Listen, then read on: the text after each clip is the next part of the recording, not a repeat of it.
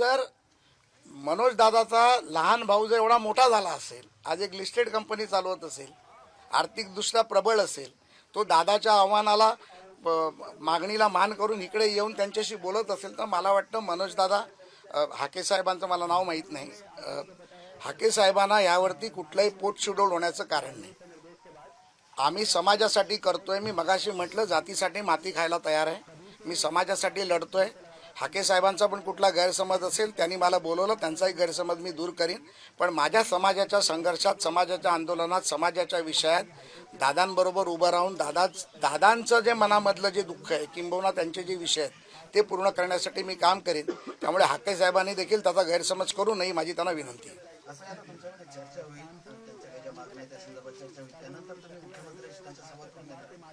नाही बघा, असं आहे, आज मी माझ्या वैयक्तिक कॅपॅसिटीमध्ये आलो.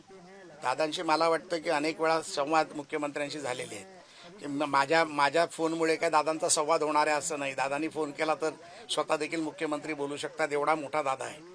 त्याच्यामुळे माझी आजची भूमिका तुम्ही समजून घ्या.